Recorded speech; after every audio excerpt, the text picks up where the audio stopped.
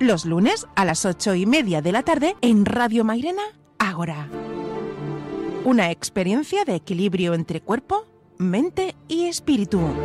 El mejor camino para descubrir la mejor versión de ti mismo. Un programa para hacer que te quieras. Ágora. Con los mejores contenidos y especialistas en salud natural y holística. Aromas, plantas, amor y mucho más en Ágora. Los lunes a las 8:30 de la tarde y en redifusión en verano los martes a las 11 de la mañana. Ágora, un programa dirigido y presentado por Maika Menacho, producido por Javier Mauri y realizado por Loli Guerra. Hola, bienvenidos a todos nuestros oyentes del programa Ágora en Radio Mairena, en el 107.4 de la FM sevillana. Y bienvenido también a nuestro querido productor Javier Mauri. ¿Cómo estás, Javier? Hola, pues encantado de volver a estar aquí, Maika. Muy bien. Bueno, hoy vamos a tener un programa que siempre lo digo, pero es que es verdad, es un programa apasionante, al menos a mí me parece apasionante. Vamos a hablar de una energía muy especial y además muy especial también para mí. Es muy especial y natural. Y de su personaje, el personaje de esta energía, que es María Magdalena. Tenemos para ello un invitado también súper especial, a José Luis Jiménez. Os voy a contar un poquito y lo voy a leer directamente porque no me quiero liar ni olvidar nada. Os voy a contar un poquito acerca de él y luego lo presentamos. Bueno, nació en Barcelona bajo el signo de Libra. Yo también soy Libra. Se siente muy identificado con su signo zodiacal, donde el equilibrio y la justicia forman parte muy representativa de su carácter. La curiosidad también es otra característica que le ha acompañado siempre. Quizá por ello los enigmas históricos están formando parte de su pasión por la historia ignorada. Debido a ello, aprovecha cada oportunidad que las circunstancias le ofrecen para asomarse a la vida contemplándolas desde su ventana, donde intenta observar los hechos desde una perspectiva muy imparcial. Después de un fantástico viaje por Egipto, en 1993, su concepto de la vida dio un giro de 180 grados, como él dice, y el despertar de la conciencia y la manifiesta sensibilidad que experimentó le llevarían a interesarse por la historia ignorada, investigando aquellos hechos desconocidos que la historia oficial no suele recordar, entre comillas, y cuyo resultado queda plasmado en sus libros publicados. Desde entonces se siente comprometido con el mundo, con la sociedad, aportando su granito de arena con lo mejor que sabía hacer, que es investigar y escribir. Pero su interés por la escritura no se limita a los libros de investigación o ensayo. También le apasiona escribir relatos, novelas y, como no, poesía. Todo esto formando parte de su manera de ser. Voy a hablar voy a contar unos cuantos de sus muchos libros.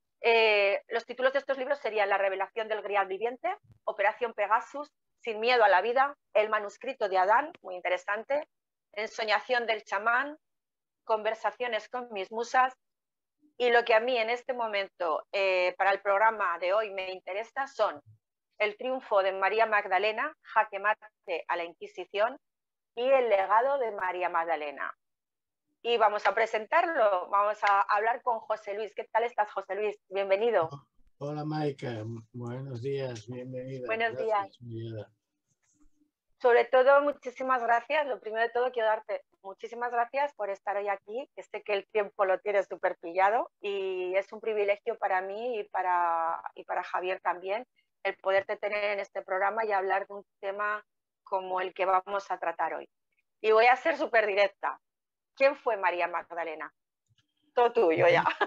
Sí, no, evidentemente, esta es la pregunta de rigor, ¿no? Bueno, María Magdalena, según la Iglesia, de acuerdo a los evangelios, bueno, no los evangelios de hecho no dicen lo que dice la Iglesia de ella, ¿no? Lo que decía de ella. Pues era una pecadora, era una prostituta redimida, ¿no? Que, fíjate, pasó de ser una prostituta a ser santa, ¿no?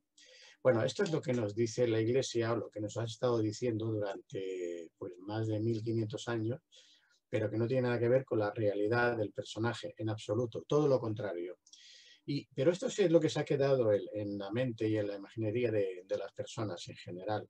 Entonces, claro, el que ahora vengamos a decir, que no es de ahora, esto ya se conocía desde el principio también, que María Magdalena era, de hecho, la koinonos, es decir, koinonos es un nombre traducido del arameo al griego que significaría la compañera con la que se comparte todo.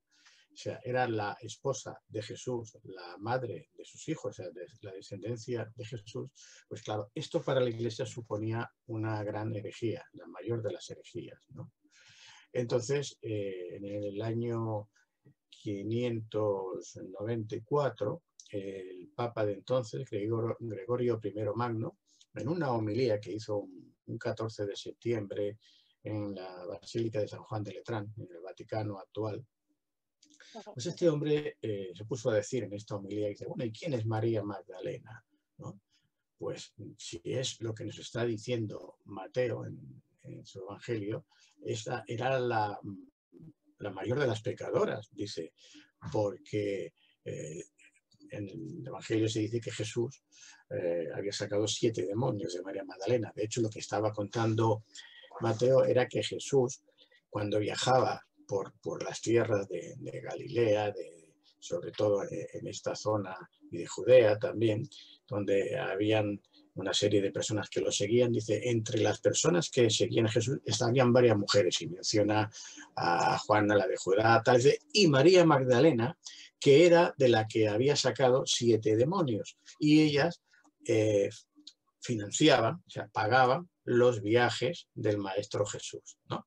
Entonces dice, ¿y quién es esta María Magdalena si no es la pecadora de todos los vicios, ¿no? O sea, pues se ve que el Papa conocía todos los vicios, ¿no? Porque hay que preguntarle a qué vicios se refería, pero ya se quedó con esta etiqueta de ser la prostituta.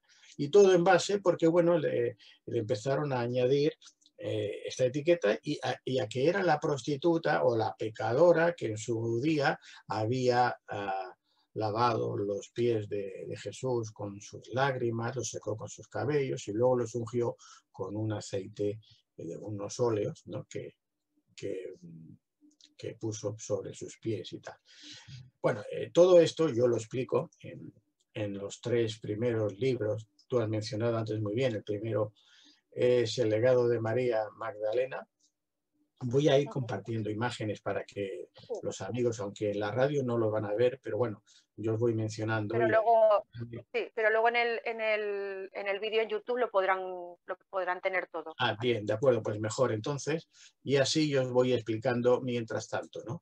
Bueno, pues yo esta historia que a mí me llevó 20 años investigar, de hecho, empecé con este primer libro que lo publiqué en abril del 2005. Aquí yo presento el descubrimiento que hago en un monasterio cisterciense, en Santes Creus, donde aparece un retablo con una serie de pasajes, con iconografías, donde se representa esa relación marital que decía yo antes de Jesús y María Magdalena. Aparece ella, ahora lo veremos, embarazada, perfectamente embarazada, y luego aparece ya con la descendencia, con 2 niñas gemelas, ¿no? Bueno, yo no voy a narrar todo lo que ahora hay en el libro porque entonces necesitaríamos varios programas, sí que voy a ir mostrando unas cuantas fotografías y explicar, para responder a tu pregunta, quién era realmente María Magdalena, qué pruebas tenemos de ello. Bueno, este fue el primer libro, el legado de María Magdalena, que ahora veremos imágenes. Después de este primer libro donde yo mostraba esas evidencias, esas pruebas físicas, pues bueno, vi que necesitaba ampliar la información porque habían otras pruebas y otras evidencias también que demostraban esa realidad que había dicho anteriormente e incluso cómo se produjo la huida de María Magdalena desde Palestina, desde Jerusalén, hasta la provincia romana de las Galias, que era lo que actualmente conocemos como el sur de Francia. Y huyó porque estaba embarazada y ahora explicaremos por qué. Entonces todo eso, que de alguna forma estaba recogida en se conoce como leyenda provenzal desde hace ya más de 1000 años, donde se hablaba de este viaje, se decía, bueno, que esto era una leyenda, ¿no? Que era una tradición oral de estas gentes, de este sur de Francia, Y yo estuve investigando y bueno, pues parece ser que esta leyenda estaba mucho más cerca de la realidad, de la verdad, que no de la leyenda, como luego mostré y demostré en el libro con la documentación y las imágenes y las fotografías de todo lo que fui encontrando. Y bueno, hay otro tercer libro, que este cerraría esta trilogía, que es La revelación del Grial viviente. Este es un libro ya mucho más extenso, tiene casi 700 páginas y más de 320 y tantas fotografías en color, donde en sus 100 y pico de capítulos, cada capítulo es una revelación. Va revelando aspectos desconocidos o que no son conocidos por la gran mayoría del público, aportando, como siempre, pruebas fotográficas, documentales, de todo lo que se explica y se expone de quién era realmente o qué representaba el personaje de María Magdalena, porque aquí veremos que van a intervenir los caballeros templarios, la Orden del Temple, otras sectas cristianas como son los cátaros, y toda una serie de información que, bueno, pues se ha mantenido un tanto oculta, sobre todo por la Iglesia católica, que no le ha interesado nunca que el personaje de María Magdalena fuese conocido y reconocido como lo que realmente era, que era la depositaria del mensaje del Maestro, de Jesús, de su esposo, ¿no? Y bueno, la Iglesia católica ya a partir del Concilio de Nicea en el 325, convocado por el emperador Constantino I el Grande, cuando ya pasa a ser de forma oficiosa y luego ya oficial poco después, como la religión del imperio, forma parte del Estado, es a partir de entonces que a esta iglesia, vamos a decirla, patriarcal, por no ponerle más atributos, pues decide que la mujer no tiene cabida en ella dentro de, diríamos, de la dirección, de la cabeza de la iglesia, ¿no? Cuando realmente le hubiese correspondido en este caso a María Magdalena, una mujer, claro, una mujer, cuando los propios obispos hasta hace muy poco tiempo decían que las mujeres no tenían alma, ¿no? En fin, que sí, el Papa Gregorio pues se cebó en María Magdalena para precisamente que el propio público pensara, ¿no? Los fieles, bueno, como una prostituta va a ser la esposa de Jesús, y si Jesús tuvo esposa y tuvo hijo, pues claro, era un hombre, o por lo menos tenía las facultades de un hombre. Todo eso que ya se debatió en el Concilio de Nicea, que ya surgieron las primeras protestas y bueno, y los primeros herejes, como fueron los arrianos, ¿no? Arrio, que ya no estaba de acuerdo con la definición, tuvieron que hacer el credo niceno, intentar ponerse de acuerdo para decir que era Dios, que era Jesús, ¿no? Porque unos decían que era una criatura, un hijo de Dios, y otros decían que no, que era Dios. En fin, todas estas discusiones que yo en estos 3 libros lo explico, lo planteo y creo que se resuelve perfectamente, es lo que ya llevó posteriormente a que la mujer fuese apartada totalmente de la jerarquía eclesiástica, y claro, no se le ocurrió otra cosa a este papa que utilizar este pasaje del evangelista de Mateo para decir que era una gran pecadora y que por supuesto, bueno, ni aceptar ni admitir que tenía nada que ver íntimamente con Jesús, ¿no? Como mucho la dejaron como una seguidora más. Luego veremos que ahora por las fotografías que incluso de una forma casi despectiva le llamaban la Magdalena, la Llorona, tal, ¿no? Bueno, María Magdalena, la conocemos como María Magdalena, su nombre real era Miriam de Migdal o de Magdala, ¿no? Luego de ahí surge, se deriva a María Magdalena. Bueno, pues ya creo que te he respondido a esa pregunta, aunque vamos a entrar a continuación, ¿no? Y estos son los 3 libros. Quería hacerte una pregunta, porque es curioso, yo tu libro, el primero, lo estoy terminando y es curioso porque Jesús, a diferencia de todo este compendio de personajes que eliminaron a María Magdalena y a la mujer en general de la enseñanza, ¿no? de enseñar lo que Jesús le había transmitido.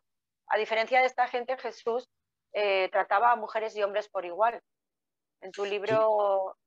Sí. Claro, evidentemente, la igualdad de la mujer, precisamente tenemos algunos capítulos en algunos evangelios apócrifos donde se habla, hay una discusión entre Pedro, que esto creo que es bastante conocido, ¿no? Que rechaza a María Magdalena y bueno, dice, ¿cómo que el maestro le va a decir a María Magdalena cosas que no nos cuenta a nosotros, que no nos dice? Y era la propia María Magdalena la que muchas veces tenía que aclararle a los discípulos lo que significaban las palabras del maestro porque no lo entendían. Hay que pensar que la mayoría de ellos eran pescadores, eran gente muy sencillas, algunos eran analfabetos, incultos totalmente, ¿no? Y María Magdalena, en cambio, sí que tenía una preparación, una educación, conocía incluso varios idiomas. Ella es la que estaba más preparada.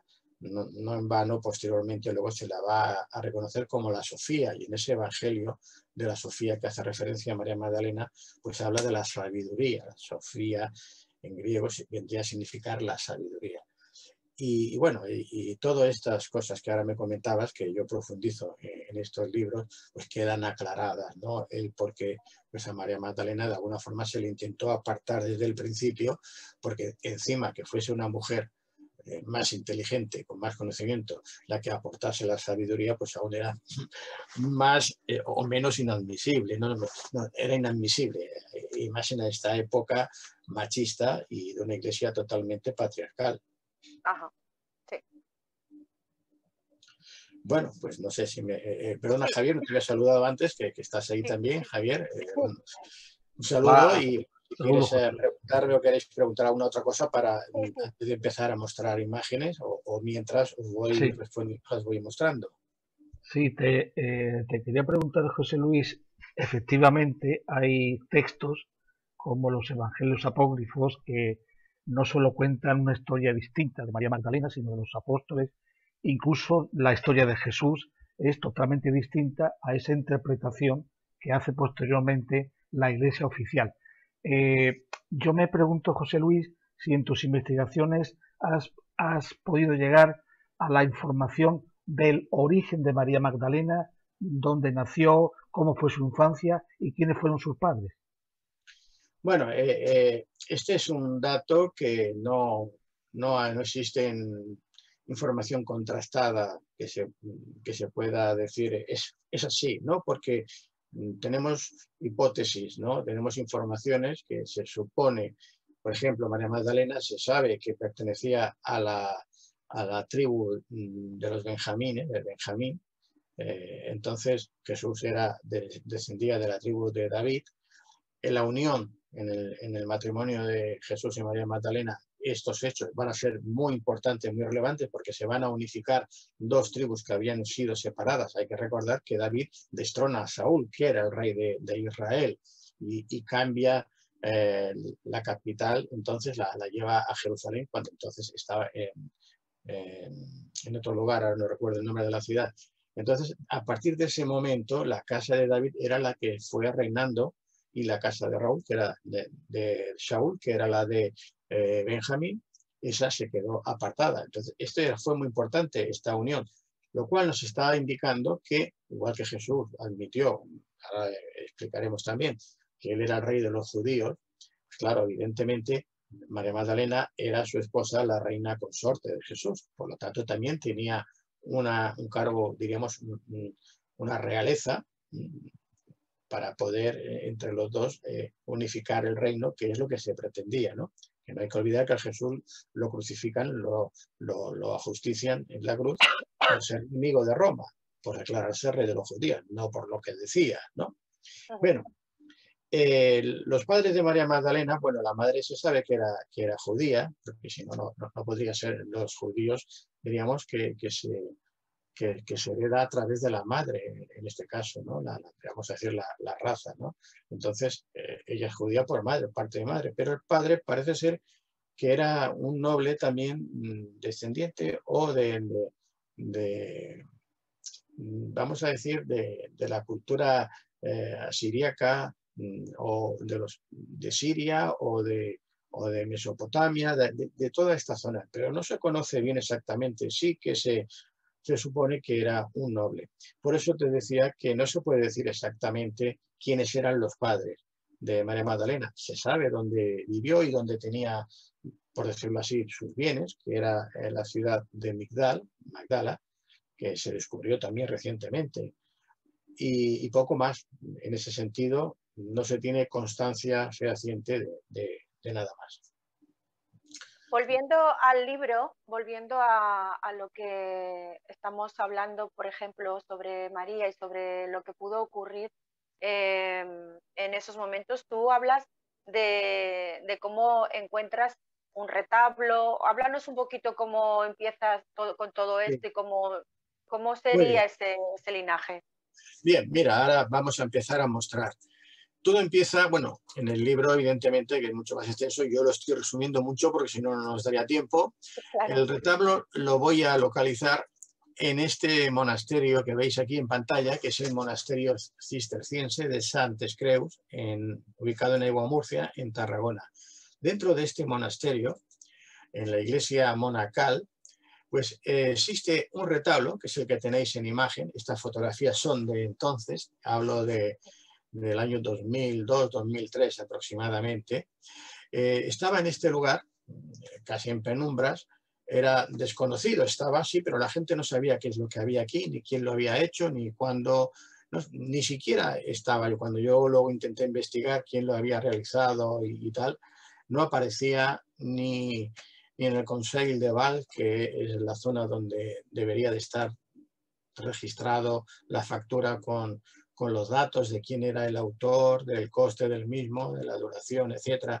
O sea, no existía. En el Museo Nacional de Cataluña tampoco tenía referencias. En el Patrimonio Nacional en Madrid tampoco tenía referencias. De hecho, este monasterio había sido afectado por la desamortización de Mendizábal en 1835 y no se llegó a tocar. O sea, curiosamente, este monasterio quedó tal como estaba, no lo llegaron a tocar, ¿no? Bien, pues en este retablo que vemos aquí, hay siete iconografías abajo y el central parece dedicado a Juan Evangelista. Pero a mí me llamó la atención, sobre todo, cuando al acercarme, aquí os voy a mostrar una ampliación, el rostro no era masculino, sino que era totalmente femenino. Aquí no sé si se puede ampliar, si no voy a hacerlo por este otro lado de aquí, ¿veis? Es un rostro totalmente femenino, labios rojos carmesí, tiene incluso por aquí una especie de diadema y como hemos visto anteriormente, bueno, pues los ropajes, los vestidos, era la túnica roja con la que generalmente se representaba a María Magdalena como la gran sacerdotisa. Luego entraremos en estos otros detalles, ¿no? Bien, luego, al seguir observando en estas iconografías de aquí de abajo, que os digo, en la imagen central aparece la que fue para mí la más reveladora de todas, es la crucifixión. Aquí vemos a Jesús acompañado de los dos ladrones, entre comillas, los de ladrones, a su madre María, la Virgen, aquí lo vemos a la izquierda. A la derecha vemos a Juan Evangelista, aquí ya vemos que sí que tiene una fisonomía ya que es más masculina, por decirlo así, ya no es femenina. Y abajo en el centro, abrazada a la cruz, arrodillada en una posición típica de las mujeres orientales cuando van a dar a luz, está María Magdalena, representada incluso con el pañuelo, jugándose las lágrimas, y fijaos en el vientre, totalmente abultado, ya caído, a punto de dar a luz, en los pechos hinchados, que se le remarcan incluso los pezones. Os voy a mostrar una ampliación, aquí lo vemos mejor. Aquí podéis ver, es totalmente ya a punto de dar a luz. Aquí vemos que se remarca el vientre. Tiene un cíngulo aquí en el pecho, por encima, que esto se pintaba ya en el Renacimiento y antes las figuras que representaban a María Magdalena porque estaba embarazada. Y de hecho tenemos cientos de cuadros de pinturas de artistas italianos que aparece María Magdalena con el tarro de los óleos en las manos, el vientre totalmente abultado, a punto de dar a luz, y el cíngulo, porque el cíngulo, antiguamente las mujeres decían está encinta para decir que están embarazadas. Entonces, lo de cinta viene del cíngulo este. Entonces, está encinta, es decir, esto para remarcar que está. Pero bueno, aquí, viendo la imagen, ya estamos viendo, fijaos en los pezones de los pechos hinchados, está totalmente a punto de dar a luz, ¿no? Tanto es así que luego ya en otro de los iconos, hay varios iconos, bueno, para no saltármelo, es el descenso de la cruz, y aquí vemos a Jesús que está sujetado por las manos y los pies por una persona. Esta sería su tía Juana, Aquí vemos a otro familiar de él, que sería su tía María, la de Cleofás. Aquí este personaje que vemos con el turbante, todo también enjollado, como inclinado hacia Jesús, sujetándolo por los brazos, por las espaldas. Este es José de Arimatea, que era su tío segundo.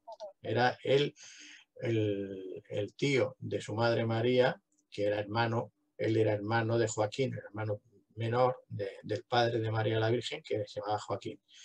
Y en el centro, bueno, aquí vemos a María sujetada por Juan Evangelista, fijaos también con el aspecto ya no es femenino, es masculino. El personaje que está en la escalera sería Nicodemo, otro discípulo secreto de Jesús, un fariseo perteneciente al Sanedrín, igual que José de Arimatea. Y en el centro, el personaje central, que además en el cuadro está central, y si lo vamos a ampliar lo veremos con mayor detalle, tenemos a María Magdalena. Fijaos que ella está con el tarro de los folios, que siempre va a aparecer para identificarla. Tiene una corona de princesa o de reina, tiene collares, ¿veis? Está totalmente con vestidos reales, de realeza, diferentes a los de la propia Madre de Jesús, y bueno, y en otros cuadros que veremos donde las mujeres van con los vestidos típicos de la zona. Sin embargo, a María Magdalena siempre se la representa como una reina. ¿No les llama eso la atención a la gente, que María Magdalena esté como una reina? Creo que se les pasa mucho, estas cosas están expuestas, pero no se ve más allá de lo que los ojos. Sí, luego te diré que esto que ahora estamos viendo, años después, cuando ya mi libro fue publicado, adquirió bastante polémica, y a una parte de la Iglesia, y sobre todo del Opus Dei, no le gustó nada. Se llevó a restaurar con la idea, o sea, la excusa de que lo iban a restaurar y tal. Sí, lo restauraron, pero le quitaron la corona, le quitaron el collar. A María Magdalena el vientre le pusieron sombras, todo oscuro para que pareciera más pequeñito, y en los pechos también. Intentaron disimular todo lo que es evidente, ¿no? Lo que ellos, pues bueno, no cuentan que todo esto ya está fotografiado, está impreso y está publicado. Luego os enseñaré, si hay tiempo, la chapuza que hicieron después. Prácticamente lo borraron todo, lo dejaron borroso para que la gente no identificase lo que es evidente. Y estaba aquí desde el año 1603, hacía 350 y tantos años cuando yo lo descubrí, que estaba ahí. Estaba a la vista, pero nadie lo veía, ¿no? Yo siempre digo, hay una frase que escribo en los libros, digo, si quieres guardar un secreto, déjalo a la vista de todos, porque pasa desapercibido. Y esto es lo que ocurrió en este caso, ¿no? Bueno, sigo. Como os decía, y aquí tenemos a María Magdalena, perfectamente identificada, con el cabello largo pelirrojo, que es como siempre se le ha representado que llevaba, su túnica roja también, y las dos criaturas, una en brazos y la otra de los pies. Y yo creo que eran niñas por una cuestión de que a los niños, a los infantes, siempre se les representaba con sus atributos, con los genitales al aire.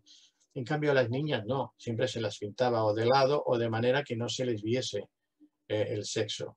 Por eso es por lo que luego, por otras informaciones que yo ya voy explicando en el libro y otros datos, pues ya llegué, llegué a la conclusión de que se trataban de dos niñas gemelas, porque además lo gemelar tenía mucho que ver en la información y en la simbología que luego se va a aportar. Bien, pues esto es lo que yo en este primer libro, cuando descubro, pero bueno, antes de descubrirlo estuve en varios lugares, estuve en el norte de España, en Galicia, donde encontré las primeras pistas. Estas pistas me llevaron hasta Francia, al sur de Francia, una iglesia que está en un pueblecito que se le conoce con el nombre de Reims-le-Château.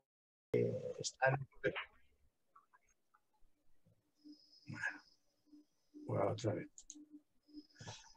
Bien, pues en esta iglesia que vemos en imagen, que es una iglesia que está en un pueblecito francés de nombre Reims-le-Château, al sur de Francia, los Pirineos, es donde yo incluso estuve también localizando pistas. Había empezado ya por el norte de España y me llevó incluso pues a este pueblecito, como digo, lo explico un poco ahora de pasada, porque más que nada por los datos que aquí también se fueron a encontrar. Esta iglesia está dedicada a María Magdalena, de hecho el nombre está aquí en un perfecto castellano, Santa María Magdalena, cuando debería estar en francés, ¿no? Es otras pistas que hay, o esta frase de este lugar es terrible en en latín, varias pistas que en el libro aporto sobre este párroco que se llama François Berenguer-Saunier, que es el que había encontrado aquí unos pergaminos dentro de un pilar donde hablaba de esta genealogía de Jesús y María Magdalena y de los descendientes que habrían llevado hasta esta época, ¿no? Y relacionado con los caballeros templarios. No, es un dato que lo doy ahora de pasado porque ahora nos llevaría mucho tiempo hablar sobre él.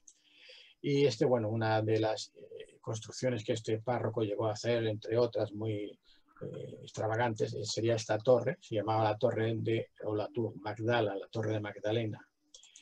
Dentro de la iglesia colocó cosas, como os he dicho, extravagantes. Sería la pila bautismal soportada, o sea, por el diablo Asmodeo, que también explico en el libro el significado, o estas palabras encima de esta pila, ¿no? Por este signo tú le vencerás, que está en latín, etc. O una serie de datos que vamos a encontrar dentro de la iglesia, como son las losas que alguien decía que era una especie de tablero de ajedrez, pero no es así. Entonces yo también intento revelar y dejar aclarar varias dudas que existen al respecto. Todo esto lo cuento ya en el segundo libro, El triunfo de María Magdalena, de los 3 que hemos traído al principio, donde explico cómo María Magdalena, al huir, hemos visto la imagen que aparecía ella arrodillada en la cruz, estaba embarazada. Hay una frase que nos cuenta los evangelios, ¿no? Que dice, cuando está Jesús en la cruz, se dirige a su madre y le dice, mujer, ahí tienes a tu hijo, dirigiéndose a Juan Evangelista, y dice, hijo, ahí tienes a tu madre. Bueno, la realidad es que no se dirigió a su madre para decirle que ahí tienes a tu hijo, a Juan Evangelista.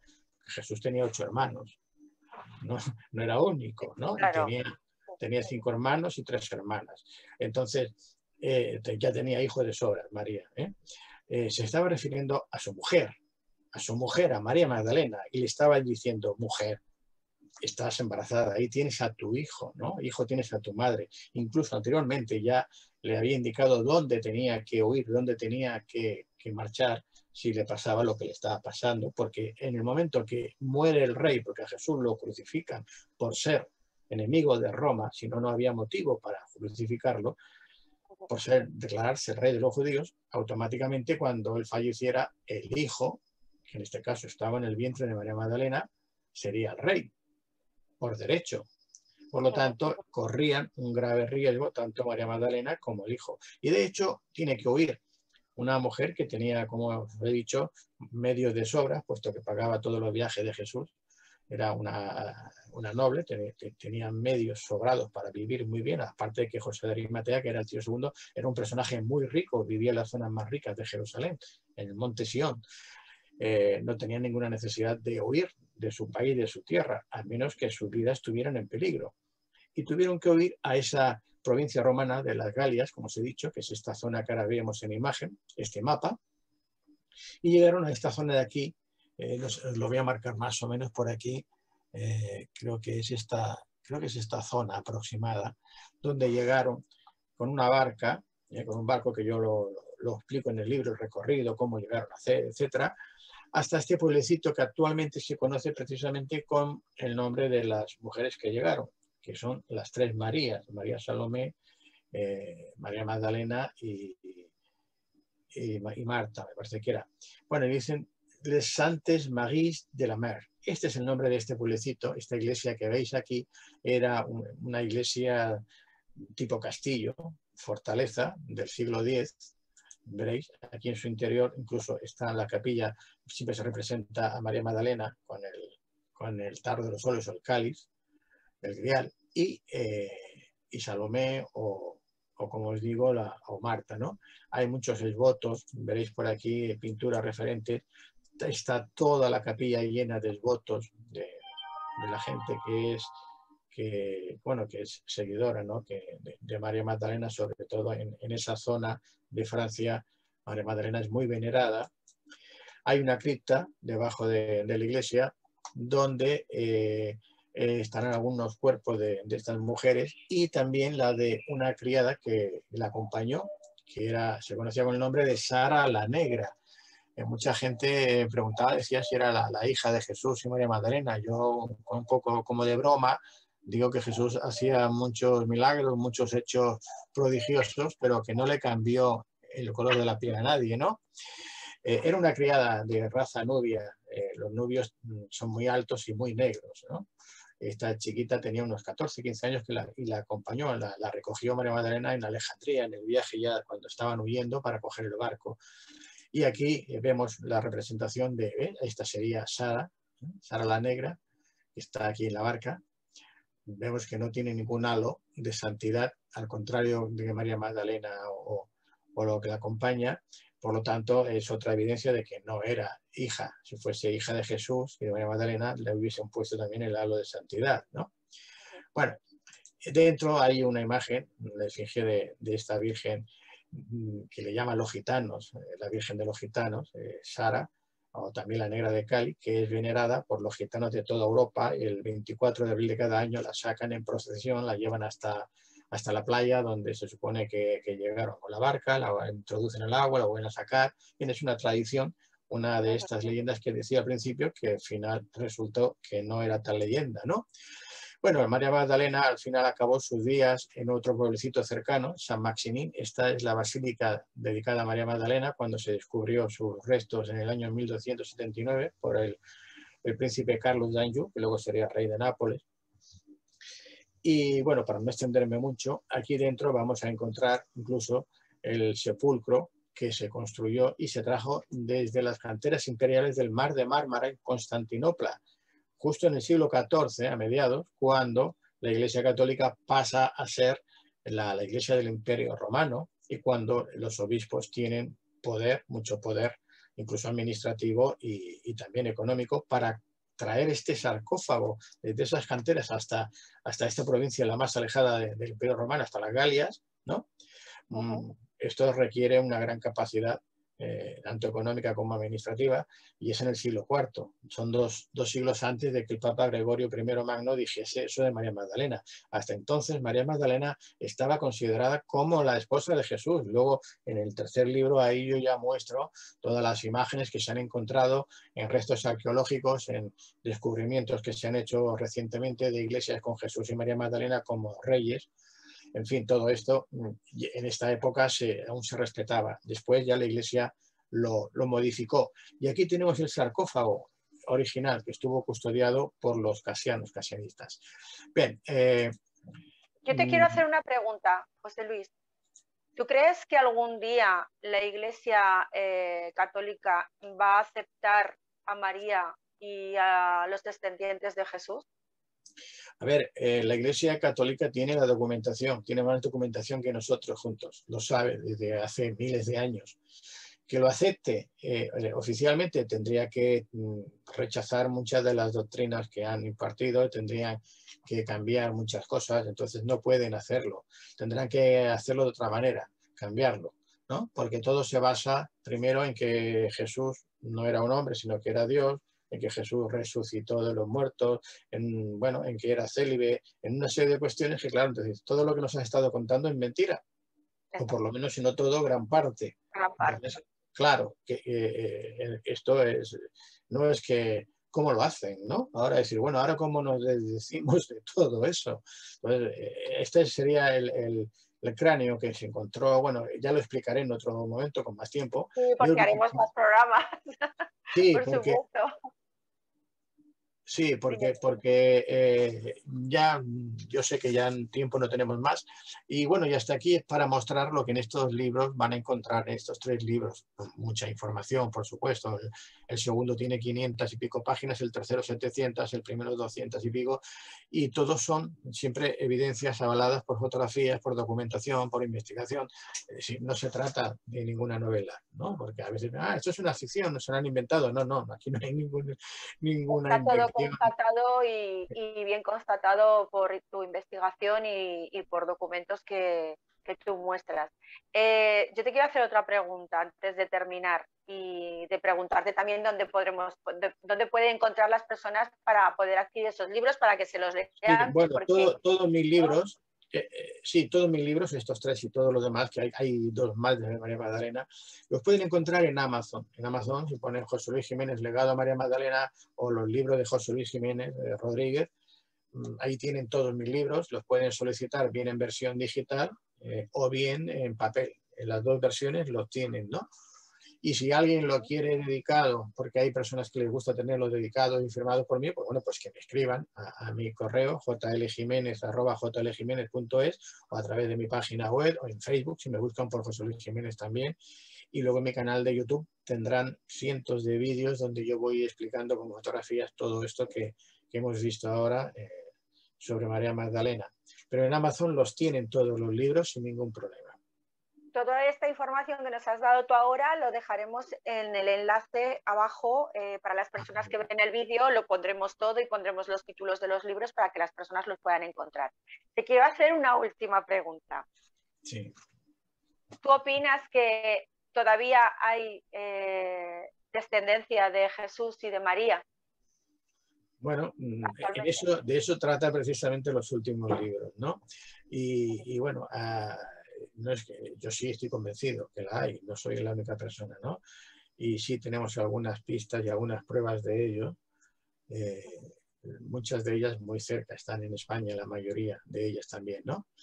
Pienso, te voy a dar una pista, que las familias, sobre todo los reyes de Europa, de Francia, que se decían descendientes de Jesús y María Magdalena, utilizaban en su escudo la flor de lis. La flor de lis es la que siempre se ha utilizado para identificar a la familia de Jesús y María Magdalena. Y entonces la vamos a encontrar en muchos varios sitios, lugares. en varios lugares. Pues bueno, yo te quiero dar las gracias también a Javier, pero lo que quiero decir a nuestros oyentes es que, como siempre digo, esto es la primera parte de muchos otros programas, porque realmente es un tema apasionante. Me gustaría en otros programas hablar de los cátaros que lo protegieron para mí al grial, que para mí es lo que llevaba María en su vientre. Hablaremos de los templarios y hablaremos más de la vida de María y de la descendencia de Jesús y María.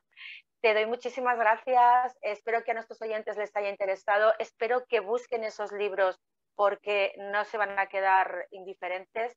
Es momento, creo yo, de que la verdad también, aunque ha estado ahí siempre, a lo mejor hay que verla con los ojos del corazón, ¿no?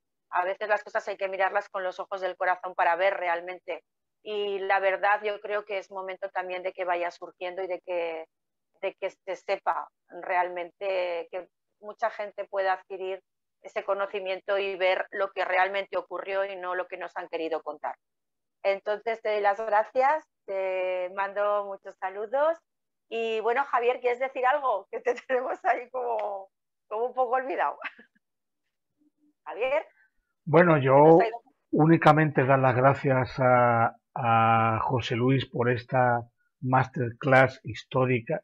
Creo que efectivamente la Iglesia, yo creo que se plantea cambiar, porque entonces tendría que cambiar hasta la fecha de nacimiento de Jesús, que es errónea, nació mucho antes de cuando se nos ha dicho. Tendría que romper toda esa coherencia. Muchísimas gracias, José Luis, y esperamos poder ir desvelando poco a poco estos misterios alrededor, no solo de Jesús de Nazaret, sino también de María Magdalena. Muchas gracias.